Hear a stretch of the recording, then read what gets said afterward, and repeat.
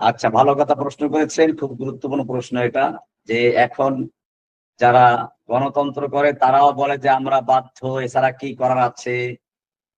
তো এটা ছাড়া উপায় বা কি আছে?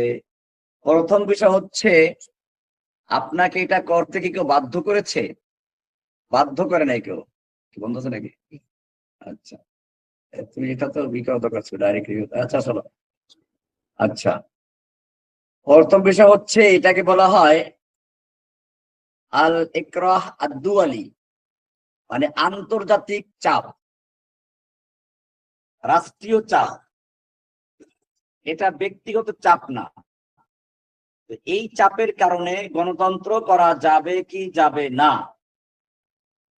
এটা বলা হয় ইদ্দিআউ বা'দিল মুসলিমিন আফরাদান আও জামাআতিন আও দুওয়ালান আন্নাহুম মুস্তাররুনা লিল মুশারাকাতি ফি আনজিমাতিল হুকমিদ ডেমোক্রাতিয়া।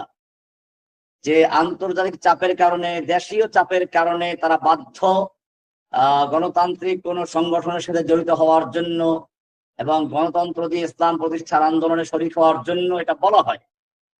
কিন্তু প্রথম বিষয় হচ্ছে এই, যে এখানে আমরা দেখব যে আপনাকে কেউ সংগঠন করতে বাধ্য করে কিনা। আপনি সংগঠন না করে তাবলিগে চলে যান, তাবলিগের মাধ্যমে তো কাজ করা যায়, তো তাবলিগে যান। তো না হলে আপনি চুপচাপ বসে বসে পাহাড়ে গিয়ে জঙ্গলে অথবা একেবারে গ্রামে গিয়ে, তো আপনাকে তো আপনি স্কুলের টিচার হন, আপনি মাদ্রাসায় পড়ান, আপনি গ্রামে গিয়া ইবাদত করেন, কৃষি কাজ করেন, আপনাকে কেউ বলবে না যে আপনি একটা রাজনৈতিক দলের সাথে যুক্ত হন, না হলে আপনার এই হবে সেই হবে।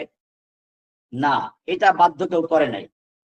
এটাকে বলা হয় আত-তাযাহুর, অর্থাৎ তাযাহুর বিল কুফর বিলা ইকরাহিন, মানে ইকরাহের প্রকাশ করা, বাধ্য করা হয়, আসলে বাধ্য করা হয় নাই। মানে দাবি করা হয় বাধ্য করা হয়েছে, বাস্তবে বাধ্য করা হয় নাই। এটাকে বলা হয় তাযাহুর, মানে কৃত্রিম ভাবে নিজেকে মুকরাহ সাব্যস্ত করা। এ ব্যাপারে ওলামাদের ফতোয়া আছে, আমি একটু পরে আলোচনা করছি। কিন্তু আপনি এটা নিজেই দেখবেন যে প্রথমত আপনাকে বাংলাদেশে কোনো সংগঠন করতেই হবে, এটা কে বাধ্য করেছে? 2 নাম্বার, আপনি কোন একটা দলের সঙ্গে যুক্ত হতেই হবে, আপনাকে কেউ বাধ্য করে নাই। 3 নাম্বার, এই গণতান্ত্রিক দেশগুলোতে আপনি আন্দোলন করতে পারেন, যেমন হেফাজতে ইসলাম আছে, অরাজনৈতিক সংগঠন, তারা ইসলামের জন্য যখন যা প্রয়োজন আন্দোলন করে। তাবলিগের বিশাল সংগঠন আছে, তারা তাবলিগের কাজ করে যাচ্ছে, কেউ তো তাদেরকে বাধ্য করে না। কাজেই মনে রাখতে হবে যে এই যে গণতন্ত্র ছাড়া উপায় কি, এটা করতে আমরা বাধ্য না ভাই। আপনাকে কেউ ঠিকাদারি দেয় নাই যে আপনি পারেন না তাই বলে গণতন্ত্র করে ইসলামকে বাঁচানো। আমরা কি মদের দোকান দিয়ে সেই আয়ের পয়সা দিয়ে মসজিদ বানাবো? আমরা কি বেশ্যাখানা দিয়ে, তার ইনকাম দিয়ে মাদ্রাসা চালাবো? সকলেই বলেন না, এটা ঠিক না। তো যদি মদের পয়সা, মদের উপার্জন যদি হারাম হয়, ব্যভিচারের পয়সা যদি হারাম হয়, তা দিয়ে দিনের কাজ করা যাবে না। তো গণতন্ত্র যদি আপনি বিশ্বাস করেন যে এটা একটা কুফরি মতবাদ, তাহলে এইটা দিয়ে ইসলাম কায়েম করা যাবে, এই ঠিকাদারি আপনাকে কি দিল? আপনাকে আল্লাহ কোনো ঠিকাদারি দেয় নাই। আল্লাহর দিন কায়েমের জন্য আল্লাহর নির্দেশিত পথে, রসুলের দেখানো তরিকায় চলতে থাকবেন।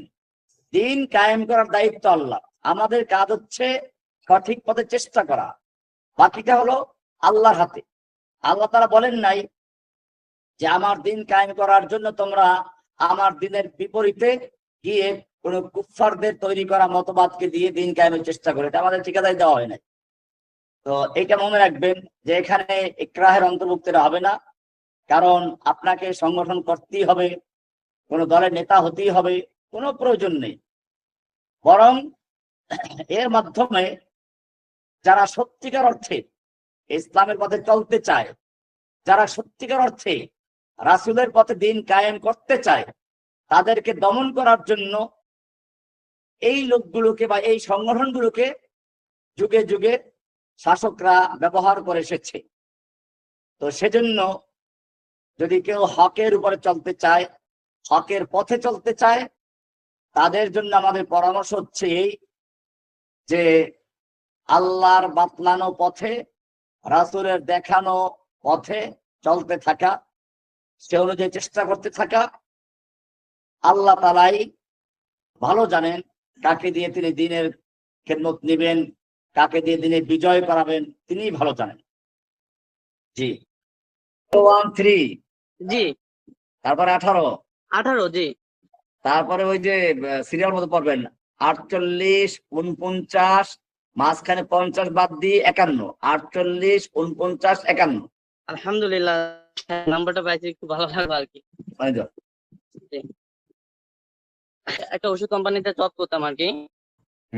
তো জব করার অবস্থায় ওখানে ওই যে ডাক্তারদের বিভিন্ন ধরনের অনারিয়াম দেওয়া হচ্ছিল, তারপর আরো গিফট টিপ স্যাম্পল ট্যাম্পল এগুলো দেওয়া হচ্ছিল সাহেব।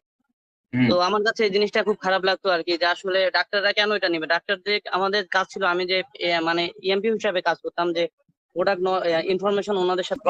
দেখেন এখানে দুইটা বিষয়, একটা হচ্ছে এই, জি জি এটা কিন্তু কোম্পানির একটা শুধু প্রচার না, ডাক্তারদেরও প্রয়োজন আছে। সেটা হচ্ছে এই, একটা কোম্পানি একটা ঔষধ তৈরি করে একটা নাম দিয়ে, ডাক্তার কিন্তু ওটা জানে না, ওই নামে চেনে না। ডাক্তার নামটা জানে, ঔষধের একটা হলো সাধারণ নাম, আর একটা হলো কোম্পানির দেওয়া নাম। এখন কোম্পানির নামটা যদি ডাক্তাররা না জানে, ঔষধ লিখবে কি করে, কি কি ঔষধ মার্কেটে আছে।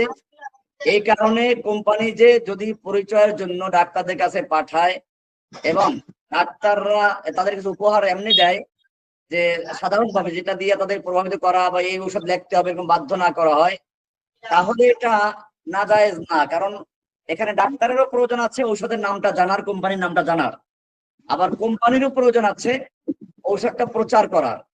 কাজে এইটাকে খুব কঠোরভাবে নিষেধ করা যাবে না, কিন্তু যেটা নিষেধ করা তাহলে এই, কোম্পানির লোকেরা গিফটের নামে ঘুষ দেয় এবং ওই ঔষধ লেখে। এবং আমি দেখেছি কোন কোন হাসপাতালে প্রেসক্রিপশনটা নিয়ে বের হয়, তখন দৌড়ে ঝাঁপাইয়ে পড়ে, ওরা ছবি নেয়। এটা ঘুষের মধ্যে পড়বে এবং এটা অবশ্যই বৈধ নয়, এটা করাও জায়েজ হবে না। আরেকটা হচ্ছে শুধুমাত্র কোম্পানির পক্ষ থেকে ঔষধগুলো বের হয়েছে আপনাদেরকে জানাবার জন্য। আপনি স্যাম্পল একটা ঔষধ দিলেন, তাকে ঔষধের নাম লেখা আছে ভুলে না যায় সেজন্য একটা পেডের কাগজ দিলেন, এইগুলোকে না যায় বা ওরকম ভাবে নিষেধ করা দরকার নেই, কঠোরভাবে নিষেধ করা না। কিন্তু যদি সেইটা হয় একটা গাড়ি দেওয়া, সেইটা হয় তাকে যত ঔষধ লাগবে তার 5% দেওয়া, এই যদি হয় এটা অবশ্যই হারাম, এটা ঘুষ, এটা বৈধতার কোনো সুযোগ নেই। জি।